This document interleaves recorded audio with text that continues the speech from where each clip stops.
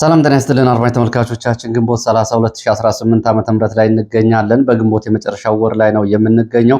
በዚህ ሰዓት የተለያዩ መረጃዎችን ወደ እናንተ አደርሳለሁ። በዛሬው የሰዓት በፊት ፕሮግራም ግንቦት 29 በሚል የፕሮግራም መግቢያ ላይ የተነገረው ግንቦት 30 መሆኑን አስተካከል የሚሉ አስተያየቶች ደርሰውኛል። በትክክል ዛሬ ግንቦት 30 ላይ እንገኛለን። የመጨረሻው ወር ላይ ነገ ሰኔና ሰኞ የሚገጣጠሙበት ቀን ነው። በዚህ ሰዓት የተለያዩ መረጃዎችን ወደ እናንተ አደርሳለሁ። ከያስኳቸው መረጃዎች መካከል በተለያዩ የአማራ ክልል አካባቢዎች ውጊያዎች ተደርገዋል። በተለይ በሸዋ ቀጠና በደብረ ሊባኖስ እና አካባቢው ፋኖ ውጊያ አድርጓል። በምንጃር ቀጠናም በተመሳሳይ ውጊያዎች ተደርገዋል። በወሎ ቀጠናም በተለያዩ አካባቢዎች ውጊያዎች ተደርገዋል። እነዚህን የግንባር መረጃዎች በዝርዝር አደርሳችኋለሁ። በደብረ ማርቆስና አካባቢውም በተመሳሳይ ውጊያ ሲደረግ ውሏል። እነዚህን በአማራ ክልል ካሉ የግንባር መረጃዎች በዚህ ሰዓት የምትሰሟቸው ሲሆኑ በህወሓት በኩልም ያለውን አጠቃላይ ሁኔታ በተመለከተ በትግራይና በሱዳን አሁን የህወሓት ታጣቂ በሁለት ቀጠናዎች ይገኛል። በሱዳን ቀጠናና በኢትዮጵያ የትግራይ አካባቢ። ከዚህ ጋር በተያያዘ ዛሬ ያሉ አዳዲስ የስምሪት መረጃዎችንም ወደ እናንተ አደርሳችኋለሁ።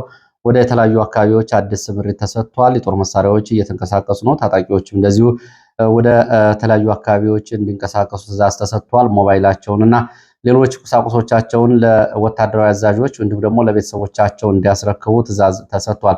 ይህንን ጨምሮ በትግራይ ያለው አጠቃላይ ሁኔታ ምን ይመስላል የሚለውንም በዝርዝር እንሄድበታለን። ሌሎች መረጃዎችንም ይዣለሁ። እስከ መጨረሻው አብራችሁ እንድትቆዩ ነው በአክብሮት የምጋብዛችሁ። ሀሳብ አስተያየት ቢኖራችሁ ጥቆማ ዜና@gmail.com ላይ በኢሜይል ልትልኩልኝ ትችላላችሁ። እንዲሁም ደግሞ በቴሌግራም፣ በዋትስአፕ፣ በሜሴንጀርም እዚሁ በተመሳሳይ መልእክቶችን መላክ ትችላላችሁ። እየላካችሁ ስለሆነ በእጅጉ ነው የማመሰግነው። ወደ ምስራቅ አፍሪካ የሚደረጉ የጦር መሳሪያ ማጓጓዞችን ጨምረዋል። እንግዲህ በምስራቅ አፍሪካ ያለውን አጠቃላይ ውጥረት በተለይ በሱዳንና በኢትዮጵያ ያለው ሁኔታ ተከትሎ ከዩናይትድ አረብ ኤሚሬትስ ወደ ኢትዮጵያ ተከታታይ የጦር መሳሪያ እየተጫነ ነው የሚገኘው። ይህ እንግዲህ በተለያዩ ሀገራት በቀጥታና በተዘዋዋሪ በጦርነቶች ውስጥ የምትገኘው ዩናይትድ አረብ ኤሚሬትስ ያለማቋረጥ ከፍተኛ የጦር መሳሪያ ወደ ምስራቅ አፍሪካ እያጓጓዘች ትገኛለች። በዋናነት መዳረሻውን ሱዳን አርኤስኤፍ ያደረገ ሲሆን በሌላ በኩል እንዲሁም ደግሞ በኢትዮጵያ ውስጥም ላለው ጦርነት እንደዚሁ ከፍተኛ የጦር መሳሪያ አቅርቦት ከሚያደርጉ ሀገራት መካከል አንዷ ዩናይትድ አረብ ኤሚሬትስ ነች። በዚህ መሰረት እንደዚሁ ያለፉት 4 ቀናት የበረራ መረጃዎች ሲታዩ ይህንን ያሳያሉ። በአፍሪካ ቀንድ ከፍተኛ መጠን ያላቸው የጦር መሳሪያ ጭነቶች መመላለሳቸው በቀጠናው ያለውን አጠቃላይ ሁኔታ ያሳያል። ይሄ በኢትዮጵያ ብቻ ሳይሆን ፖርት ሱዳንን፣ ሞቃዲሾን ጨምሮ ወደ ምስራቅ አፍሪካ ከፍተኛ የጦር መሳሪያ እየተጓጓዘ ነው የሚገኘው። አንዳንዱ የጦር መሳሪያ መጠንና ክምችት አይነትና ዘመናዊነት ሲታይ ከዛሬ ባሻገር ነገና ከነገ ወዲያ በቀጠናውም እንደዚሁ ያለውን ወታደራዊ ውጥረትና ቀጠናዊ ያለመረጋጋት የሚያሳይ ነው። በእነዚህ በረራ ላይ የተሰማሩ የጭነት አውሮፕላኖች መረጃዎች እንደሚያሳዩት በተለይ በክትትል መረጃዎች እና በሳተላይት የበረራ መረጃዎች እንደተረጋገጠው ከዩናይትድ አረብ ኤሚሬትስ ወደ ኢትዮጵያ የሚደረገው የከባድ ጭነት በረራ ተጠናክሮ ቀጥሏል። በአንድ ቀን ብቻ በርካታ አውሮፕላኖች ከዩናይትድ አረብ ኤሚሬትስ ወታደራዊ የጦር መሳሪያዎችን እና ወታደራዊ ቁሳቁሶችን በመጫን ወደ አዲስ አበባ እንዲሁም ደግሞ በኢትዮጵያ ውስጥ ወደሚገኙ አየር ማረፊያዎች በረራ እያደረጉ ነው። በዋናነት ደብረ ዘይት፣ ሐረር ሜዳ እና የአዲስ አበባ ቦሌ ዓለም አቀፍ አውሮፕላን ማረፊያ ላይ በርካታ የጦር መሳሪያ እየተራገፈ ነው። ከባለፈው ሐሙስ ጀምሮ በተለይ 76 ቲዲ ተብለው የሚጠሩ አውሮፕላኖች እስከ 50 ቶን የሚጭኑ ከባድ የጭነት አውሮፕላኖች በዚህ ልክ የጦር መሳሪያ ወደ አዲስ አበባ እያጓጓዙ መሆናቸውን መረጃዎቹ ይገልጻሉ። ዜድቲ ኤቢጂ፣ ዜድቲ ኤቢኤን፣ ዜድቲ ባታር እና ኤቢጂ ተብለው የሚጠሩ የቡርኪና ፋሶ የጭነት አውሮፕላኖች የሆኑ በዋናነት የጦር መሳሪያ ሱዊሃን አየር ማረፊያ እና እንዲሁም ደግሞ ከአቡዳቢ አየር ማረፊያዎች ነው ወደ ኢትዮጵያ እያጓጓዙ የሚገኙት። ሌሎች አውሮፕላኖችም እንደዚሁ ወደ ምስራቅ አፍሪካ ቀጠናዎች የጦር መሳሪያ እያጓጓዙ ይገኛሉ። የቡርኪና ፋሶ የምዝገባ ኮድ የሚንቀሳቀሱ እነዚህ አውሮፕላኖች በአፍሪካና መካከለኛው ምስራቅ ለሚደረጉ ድንገተኛ የጦር መሳሪያ ማጓጓዝ አገልግሎቶች ከፍተኛ ሚና እየተወጡ እንደሆነ መረጃዎች ያሳያሉ።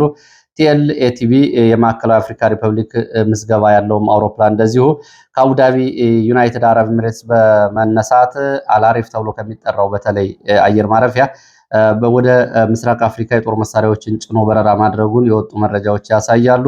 በተመሳሳይ አርኤ 76846 ተብሎ የጎን ቁጥር ምዝገባ ያለው የሩሲያ የጦር አውሮፕላን የጦር ዕቃ ጫኝ አውሮፕላንም በተመሳሳይ እንደዚሁ ወደ አዲስ አበባ የከባድ ጦር መሳሪያዎችን ጭኖ ስለመብረሩ መረጃዎች ያሳያሉ።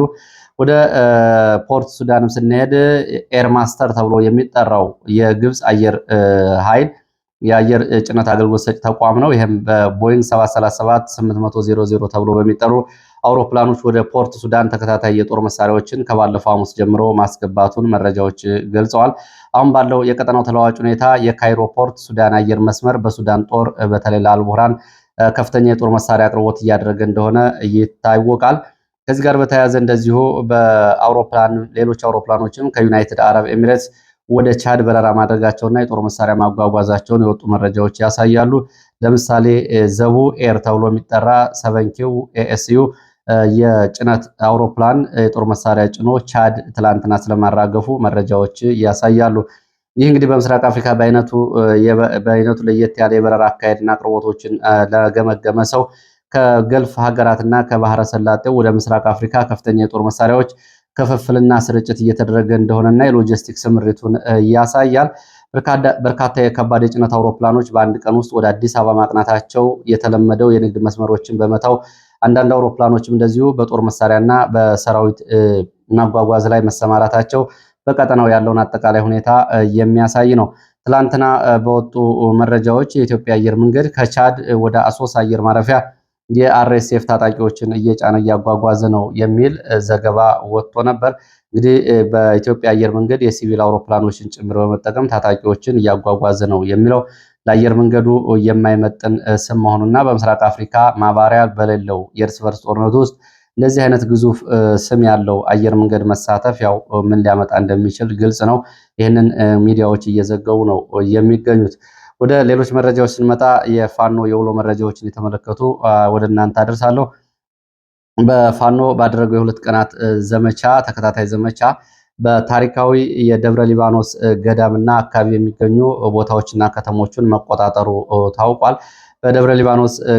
የደብረ ሊባኖስ ወረዳ ከተማን ጨምሮ ውሻ ገደል፣ ሴት ደብር ተብሎ የሚጠሩ አካባቢዎችን ዛሬ ግንቦት 30 ረፋድ ላይ መቆጣጠሩን የአካባቢው የፋኖ የመረጃ ምንጮች ገልጸዋል። ይህ እንግዲህ ደብረ ሊባኖስ ከአዲስ አበባ በስተ ሰሜን አቅጣጫ 120 ኪሎ ሜትር ገደማ ርቀት ላይ የሚገኝ ቦታ ነው። ብዙ ሰዎች በሃይማኖታዊ እንዲሁም ደግሞ በቦታው ቅዱስነት ያውቁታል። በዚህ አካባቢ ፋኖ ይህን አካባቢ ስለመቆጣጠሩና በውጊያው እንደዚህ ጉዳት ያስተናገደው የአካባቢ ብልጽግና ባለስልጣናትና የጸጥታ ኃይል ወደ ፍቼ ከተማ አካባቢውን ለቀው ስለመሄዳቸው ከፋኖ በኩል የወጡ መረጃዎች ያሳያሉ።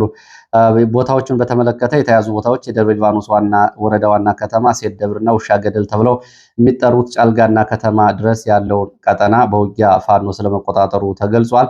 በዚህ ዘመቻ ላይ የነበሩ የፋኖ ኃይሎች የራስ አበበ አረጋይ ክፍለ ጦርና እንዲሁም ደግሞ የአጼ አምደ ጽዮን ኮር አካል የሆኑ ሌሎች የፋኖ ኃይሎች አርበኞች ጦር በቅንጅት ያደረጉት ዘመቻ ነው።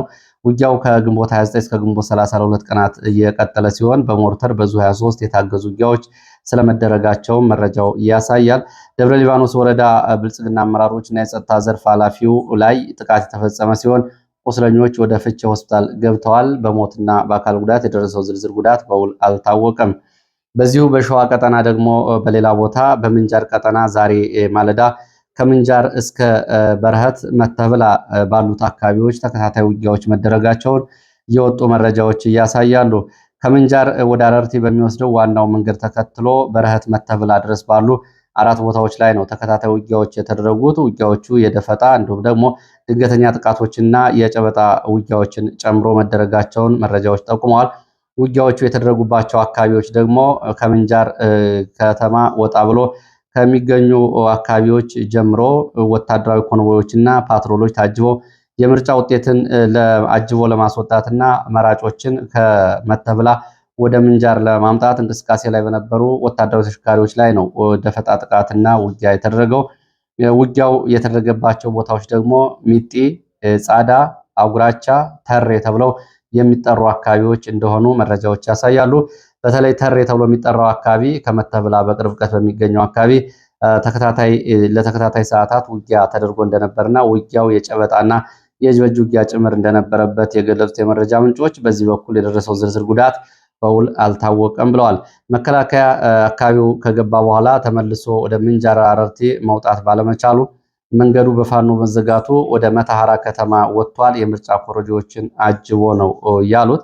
በረሃት ከተማ ወደ 3 የተለያዩ አቅጣጫዎች የሚያስወጡ መንገዶች አሏት ያሉት የመረጃ ምንጮች ወደ አዋሽ አርባ፣ ወደ መተሐራና ወደ ምንጃር የሚያስወስዱ 3 መስመሮች ቢኖሩም ወደ ምንጃር መከላከያ ተመልሶ መምጣት ባለመቻሉ ወደ ኮረጆዎችንና ምርጫ አስፈጻሚዎችን አጅቦ ይዞ ወደ መተሐራ ዋናው የአዲስ አበባ ጅቡቲ መንገድ ወጥቷል። ወደ ምንጃር ለመመለስ አስቦበት የነበረው መንገድ በፋኖ መዘጋቱና በውጊያዎቹ ጉዳት በመድረሱ ምክንያት ነው ብለዋል። የደረሰው ዝርዝር ጉዳት ግን በውል አልታወቀም። ወደ ደብረ ማርቆስ ቀጠና ስንሄድ ደግሞ በደብረ ማርቆስ ቀጠና በነበረ ድንገተኛ ውጊያና ድንገተኛ ደፈጣና በነበረ ውጊያ የአድማ ብተና አዛዥን ጨምሮ ጉዳት ደርሷል። ከደብረ ማርቆስ ተነስቶ ሊባኖስ ተብሎ ወደሚጠራ ደጋማ አካባቢ እንቅስቃሴ ላይ በነበረ አድማ ብተና የ36ኛ ሻለቃ አድማ ብተና መሪና የአድማ ብተና አባላት ላይ በተፈጸመ የደፈጣ ጥቃት ነው ጉዳት እየደረሰው። ደፈጣ ጥቃት ባሻገር እንደዚሁ በቆረጣና አካባቢም ለሰዓታት የቆየ ተኩስ እንደነበር ተገልጿል። በዚህ ዘመቻ በቁጥር ያልታወቁ የአድማ ብተና አባላት ስለመሞታቸው የፋኖ ህዝብ ግንኙነት ገልጾ ከነዚህ መካከል በትንሹ 16 የሚሆኑ ሳይሞቱ እንዳልቀሩና 7 የሚሆኑ ደግሞ ቆስለው ሕክምና ሲገቡ በዚህ ላይ የፋኖ ሪፖርት እንደሚያሳየው በቆረጣ የማጥቃት እርምጃ አጠቃላይ 23 በላይ የአድማ ብተና አባላት ጉዳት ደርሶባቸዋል። ከደብረ ማርቆስ ሊባኖስ በነበረ እንቅስቃሴ የ36ኛ ሻለቃ አድማ ብተና አዛዥም በዚህ ዘመቻ ስለመገደሉ አብሮ መረጃው ይገልጻል። የዙ ቁልፍ ሰው የነበረው ሻለቃ አዛዥን ጨምሮ እንግዲህ ጉዳት ካስተናገዱት መካከል ይገኝበታል። የ14ኛ ክፍለ ጦር የአካባቢው ፋኖ እና የጅበላ ሞተራ ሬጅመንት የፋኖ ኃይሎች በዚህ ዘመቻ መሳተፋቸው ተገልጿል።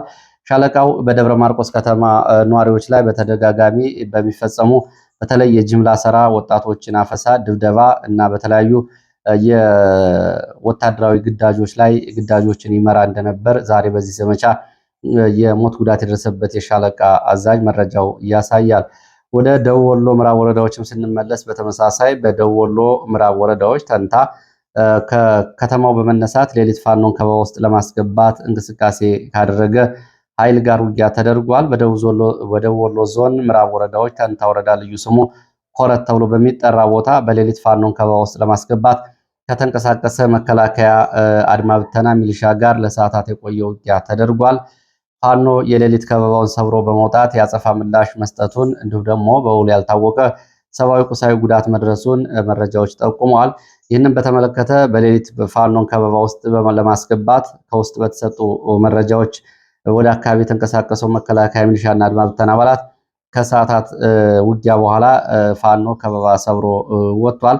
አካባቢውን እና ከበባውን በመቆጣጠር ውጤታማ ዘመቻ ለማድረግ የተሰጠው ግዳጅ በፋኖ የአጸፋ ምላሽ ከሽፏል ነው ያለው ከፋኖ የተገኘው መረጃ። በዚህ ዘመቻ በቁጥር ያልታወቀ ጉዳት አለ፣ የጦር መሳሪያና የሚሊሻ ምርኮ እንዳለ መረጃዎች ገልጸዋል። ይሄ ሆነው እንግዲህ በደቡብ ወሎ ዞን ተንታ ወረዳ ኮረት ተብሎ በሚጠራ ቦታ ዛሬ ግንቦት 30 2018 ዓመተ ምህረት ነው ከንጋት ቀደም ብሎ ወደ ሌሊት ገደማ። ወደ ሌሎች መረጃዎች እንቀጥላለን። ወደ ሌሎች መረጃዎች ስንሄድ ደግሞ ሰሞኑን እንግዲህ መነጋገሪያ ከሆኑት ቀጠናዎች መካከል የትግራይ አካባቢ ያለው ወታደራዊ እንቅስቃሴ በተለይ ከባለፈው ሚያዝያ 1 ጀምሮ የጊዜያዊ አስተዳደሩ ተባሮ በቀድሞ ምክር ቤት ከተመለሰና እነ ደብረ ጽዮን እንደዚሁ አዲስ አስተዳደርና ምክር ቤት ካዋቀሩ በኋላ ያለው ወታደራዊ ፖለቲካዊ እንቅስቃሴና ዲፕሎማሲያዊ ጉዳዮች መነጋገሪያ ሆነዋል። በትላንትናው ዕለት የተፈጸመው ድሮን ድብደባ ጨምሮ በአካባቢው ያሉት ሁኔታዎች ትኩረቶችን ስበዋል። እስኪ ወደ ትግራይ አካባቢ ያሉ መረጃዎችን ደግሞ ላድርሳችሁ። በትግራይ ዛሬም ወታደራዊ አፈሳ በተለያዩ አካባቢዎች ተጠናክሮ ቀጥሏል። በመቀሌ፣ በታህታይ ዳቦ፣ በአዲግራት ዞን በርካታ ወጣቶች ዛሬ ከመኖሪያ ቤቶች እንዲሁም ደግሞ በተለያዩ የመዝናኛ ቦታዎች ታፍሰው ተወስደዋል። ይህ በእንዲህ እንዳለ በተለያዩ አካባቢዎች የሚገኙ የህወሓት ታጣቂዎች ስምሪትና አዲስ ግዳጅ ተሰጥቷቸዋል። በዛሬው ዕለት አርሚ 33 ተብሎ የሚጠራው ታጣቂ ኃይል ወደ ግዳጅ ግንባር እንዲገቡ የአርሚው አባላት እስካሁን ይጠቀሙባቸው የነበሩ የኤሌክትሮኒክስ መሳሪያዎችን፣ ሞባይል እና ሌሎች ቁሳቁሶችን የጌጣጌጥን ጨምሮ ወደ ቤተሰቦቻቸው እንዲልኩ ወይም ደግሞ ለዙ ወታደራዊ አዛዦች እንዲያስረክቡ ትዕዛዝ ተሰጥቷል። ይህንን ካደረገ በኋላ አርሚው እስካሁን ከቆየበት አካባቢ ተንቀሳቅሶ አዲስ ግዳጅና ግንባር እንዲገባ ስምሪት ተሰጥቷል። በራያና ኮረም ግንባር ያለውን ስምሪት በተመለከተ የሚከተለው መረጃ ለኢትዮ ፎከስ ደርሷል። ህወሓት እንግዲህ በዚህ አካባቢ ለወራት የቆየ የአርሚዎች ስምሪት ቢኖረውም ዛሬ ካሉት የአርሚዎችና የጦር መሳሪያዎች ስምሪት አንጻር የሚከተለው መረጃ ወጥቷል። በዚህ ቀጠና በተለይ በራያ ቀጠና ራያ ማለት እንግዲህ ከማይጨው ጀምሮ እስከ ራያ መሆንና ዋጅራት ያሉትን የኮረም የራያ አላማጣና አካባቢዎቹን እንዲሁም ደግሞ የራያ ቆቦንና የደጋማውን አካባቢ ወደ ዋግና ወደ ላስታ መውጫ መስመሮችን ጨምሮ ባለው ቀጠና ሰፊ ቀጠና ነው። በዚህ ቀጠና ያለውን ስምሪት የሚያሳይ ነው። በዚህ ቀጠና የአርሚ 24 ዋና ማዘዣውን ማይጨው አድርጎ የአርሚው ኮር 1 ወደ ጣየፍ ተብሎ ወደሚጠራ አለማጣ ግንባር፣ አክሱም ተብሎ የሚጠራው ክፍለ ጦርም እንደዚሁ በዚሁ ጣፍዬ ተብሎ ወደሚጠራ አካባቢ፣ አልጋነሽ ተብሎ የሚጠራው ክፍለ ጦርም ወደ ጥሙጋ አካባቢ፣ ሁለን ተብሎ የሚጠራው ክፍለ ጦርም ዋጃ ሰሌን ውሃን ይዞ ወደዚህ ስምሪት ሲወስድ፣ ኮር 2 ተብሎ የሚጠራው የዚሁ አርሚ ኮር ደግሞ ጋርጀሌ ራያ አላማጣ አካባቢ መቀመጫውን አድርጎ በእነዚህ አካባቢዎች ስምሪት ሲያደርግ ከዚህ ኮር ውስጥ ያሉ ክፍለ ጦሮች አውሮራ ክፍለ ጦር፣ ዶጊያት፣ መረዋ ተብሎ በሚጠሩት መስመሮች፣ ዮሐንስ ተብሎ የሚጠራው ክፍለ ጦር በራያ አላማጣ አየር ማረፊያ ግንባር፣ ህድሪ ተብሎ የሚጠራው ክፍለ ጦር ደግሞ አላማጣ ከተማና አካባቢው በኮር 2 በዚህ በአርሚ 24 ውስጥ ያለው ኮር 3 ደግሞ ማዘዣ ጣቢያውን ኩኩፍቱ ራያ ዘቡ አካባቢዎችን አድርጎ አሞራ ክፍለ ጦር በዋጃ ጥሙጋ ቀጠና፣ ሰዓረ ክፍለ ጦር አየር ማረፊያ ቀጠና፣ ጉሽ ክፍለ ጦር በኮረም ቀጠና ስምሪቶች የተሰጧቸው ሲሆን የአርሚ 43 ደግሞ ዋና ማዘዣውን ጨርጨር ሃዳ አልጋ አካባቢዎች በማድረግ የዚህ አርሚ ኮር 1 ማዘዣውን ጨርጨር በማድረግ ቃላሚን ክፍለ ጦሩ ኮርፎ ጋራ ተብሎ ወደሚጠራ አካባቢ፣ ደጀና ክፍለ ጦሩ ወደ ዋርባየ ራያ አዘቦ ቀጠና፣ ረመጥ ወይም ደግሞ ረመጽ ተብሎ የሚጠራው ክፍለ ጦር ደግሞ ባላና ኮርፎ ገራ ተብሎ የሚጠሩት አካባቢዎች፣ የዚሁ አርሚ ኮር 2 ደግሞ አይኒ ትግራይ ተብሎ የሚጠራው ክፍለ ጦር አሉጋ ተብሎ ወደሚጠራው አካባቢ፣ ማአሾ ተብሎ የሚጠራው ክፍለ ጦር ደግሞ መቻሬ እና መቻሬ ሜዳን ይዞ ወደ ራያ ቆቦ፣ ኳርተር ተብሎ የሚጠራ ክፍለ ጦር ደግሞ ኡላጋ ተብሎ ወደሚጠራው አካባቢ፣ እንዲሁም ደግሞ የዚሁ የአርሚ 43 ኮር 3 ተብሎ የሚጠራው ታጣቂ አዶ ትግራይ እየተባለ የሚጠራ ክፍለ ጦር ቢሶቨር ተብላ የምትጠራውን ቁልፍ ቦታ፣ ይሄ ማለት እንግዲህ የራያ ቆቦ የራያ ባላና የአፋር እንዲሁም ደግሞ የራያ ጨርጨር ቀጠና መገናኛ ቦታ ነች። ይችን ቁልፍ ቦታ እንዲይዝ ስምሪት ተሰጥቶታል። ሰል አለየ ተብሎ የሚጠራ ክፍለ ጦርም ቢሶቨር እንደዚሁ ተጨማሪ ሽፋን ሰጭና ድጋፍ ሰጭ ነው ተመድቧል። ዮሐንስ ክፍለ ጦርም እንደዚሁ በላይ እንደተገለጸው በዋጃና ሰሌን ውሃ ስምሪት ተሰጥቷቸዋል። ወቅታዊ የታክቲክ እንቅስቃሴዎች ባሻገር አዲስ ስምሪትም ተሰጥቷል። ከነዚህ መካከል አርሚ 33 ተብሎ የሚጠራው አርሚ ከነበረበት ቀጠና ተነስቶ ወደ ዋጃ ግንባር እንዲመጣ ትዕዛዝ ተሰጥቶታል። ይሄ አርሚው ኮሮችን ክፍለ ጦሮችን ይዞ ወደዚህ ግንባር እንዲመጣ ታዟል። ይሄ እንግዲህ ዋጃ ጥሙጋ ቆቦ ያለው ከወልዲያ ቆቦ አለማጣ መቀሌ ያለው ዋናው የአስፋልት መንገድ ነው። በዚህ ቀጠና እንግዲህ አንድ አርሚና 3 ኮሮች እንዲሁም ደግሞ ከ5 በላይ ክፍለ ጦሮች ወደፊት ግዳጅ ተሰጥቷቸዋል። የከባድ መሳሪያዎች ስምሪት ሲታይ ደግሞ በኮረም ቀጠና በዋናው በደጋማው መስመር ከኮረም አሸንጊ ሐይቅ ወደ ማይጨው ባለው መስመር እንዶዶ የሚባል መንደር ጤና ጣቢያ ውስጥ የአየር መቃወሚያዎች ተተክለዋል። እንዲሁም ደግሞ በተመሳሳይ እንዶዶ መንደር ተብሎ የሚጠራ ትምህርት ቤት ውስጥ አዲስ ጄኔራል መድፍ ተተክሏል።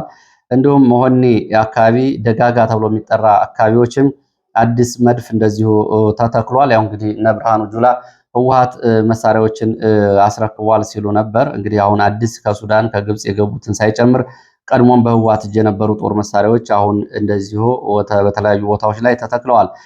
ጻዳ ሜዳ ተብሎ በሚጠራው በኩልም እንደዚሁ ዙ 23 የአየር መቃወሚያዎችን ጨምሮ መካከለኛ ርቀት የሚባሉ መድፎች ስለመተከላቸው መረጃዎች ይገልጻሉ። ባለማጣ ዙሪያ ግራካሶ የድሽቃ ስልጠናዎች በከፍተኛ ሁኔታ ተጠናክረው ቀጥለዋል። በተያያዘ መረጃ በሱዳን የሚገኘው የህወሓት ታጣቂ ኃይል ዳግም ከአልቡራን ጦር ጋር በመሆን አንዳንድ ከተሞችን እንደገና እየተቆጣጠረ እንደሆነ የህወሓት ታጣቂዎች ከቦታው ያሰራጯቸው የቪዲዮ መረጃዎች ያሳያሉ። ለምሳሌ በሰሞኑም በሱዳን በተለይ ገዳሪፍ ተብሎ የሚጠራው ቀጠና እና በብሉ ናይል ግዛት ቀጠና 3 ከተሞችን ከአልቡራን ጦር ጋር በመሆን የህወሓት ታጣቂዎች ስለመቆጣጠራቸውና በዘመቻዎቹ ወሳኝ ሚና መጫወታቸውን መረጃዎች ይገልጻሉ። የህወሓት ታጣቂዎች በነገራችን ላይ የአልቡራን ጦር ወሳኝ ድል እንዲቀዳጅ እያደረጉት ናቸው። ባለፈው ዓመት መጨረሻ የአልቡራን ጦር ካርቱም ከተማን መልሶ እንዲቆጣጠርና የአልቡርሃን መቀመጫ ከፖርት ሱዳን ወደ ካርቱም እንዲቀየር ካደረጉት መካከል የህወሓት ታጣቂዎች በተለይ በካርቱም እና ኦምዱርማን እንዲሁም ደግሞ መድኔ ተብለው በሚጠሩ አካባቢዎች በነበሩ ውጊያዎች ላይ እንደዚሁ በጀነራል መሐመድ ደጋሎ ጦር ላይ የአልቡርሃን ጦር ከፍተኛ የበላይነት እንዲወስድ የህወሓት ታጣቂዎች ጉልህ አስተዋጽኦ አድርገዋል። የህወሓት ታጣቂዎች በሱዳን የእርስ በርስ ጦርነት ውስጥ በቀጥታ ከሚሳተፉ ቅጥረኛ ወታደሮች መካከል ይገኛሉ። በሱዳን የእርስ በርስ ጦርነት መካከል እንግዲህ የተለያዩ ሀገራት በእጅ አዙር ጦርነት እየተሳተፉ ይገኛሉ። ይሄ እንግዲህ ኢትዮጵያን ጨምሮ በነ ቻድ፣ እነ ሊቢያ፣ እነ ግብፅ፣ እነ ቱርክ፣ ኤርትራን ጨምሮ ሁሉም ሀገራት በቀጥታና በተዘዋዋሪ እየተሳተፉ ሲገኝ ህወሓት ግን በዚህ ጦርነት በታጣቂዎቹ በቀጥታ ነው እያሳተፈ የሚገኘው። በአልቡርሃን በኩል የህወሓት ታጣቂዎች አንዳንድ ሚሊሻዎች ከጎረቤት ሀገራት ገብተው እየተሳተፉ ሲሆን በጀነራል መሐመድ ደጋሎ በኩል ደግሞ ዩናይትድ አረብ ኤሚሬትስ ያቀረበቻቸው የኮሎምቢያ ቅጥረኞች፣ ከደቡብ ሱዳን የተቀጠሩ ወታደሮች፣ ከቻድ የተቀጠሩና ከኒጀር የመጡ ቅጥረኛ ወታደሮች ይገኙበታል። እንግዲህ በቀጥታና በተዘዋዋሪ ያለውን ተሳትፎ የሚያሳይ ነው። በአልቡርሃን ጦር በኩል በቅጥረኝነት ሊተዋጉ የሚገኙት የህወሓት ታጣቂዎች በተለያየ ጊዜ በነበሩ ወሳኝ ውጊያዎችና ወደ ውጊያዎች ላይ ከፍተኛ ድል እንዲቀዳጅ አልቡርሃንን ረድተዋል። በዚህም የአልቡርሃን ጦር የኃይል ሚዛኑን እንዲያሳድግ አግዘዋል። የህወሓት ታጣቂዎች በድጋፍ ባይሳተፉ ኑሮ አልቡርሃን ካርቱምንም ሆነ ሌሎች ወሳኝ ቦታዎችን መልሶ አይዝም ነበር የሚሉት የመረጃ ምንጮች አሁንም ለዚህ ተጨማሪ የህወሓት አርሚዎች ከትግራይ በኤርትራ በኩል እየወጡ ወደ ሱዳን እየገቡ ነው የሚገኙት። ከአሁን በፊት በመሐመድ ደጋሎ እጅ ተማርከው የነበሩ የህወሓት ታጣቂዎች በአረበኛ ለዓለም አቀፍ ሚዲያዎች ቀርበው ጉዳዩን መግለጻቸው ይታወቃል። አሁን የህወሓት ታጣቂዎች መድኔ ተብለው ከሚጠሩ አካባቢዎች ባሻገር በብሉ ናይል ደማዚን ተብሎ በሚጠሩ አካባቢዎችም ሰፍረው ይገኛሉ።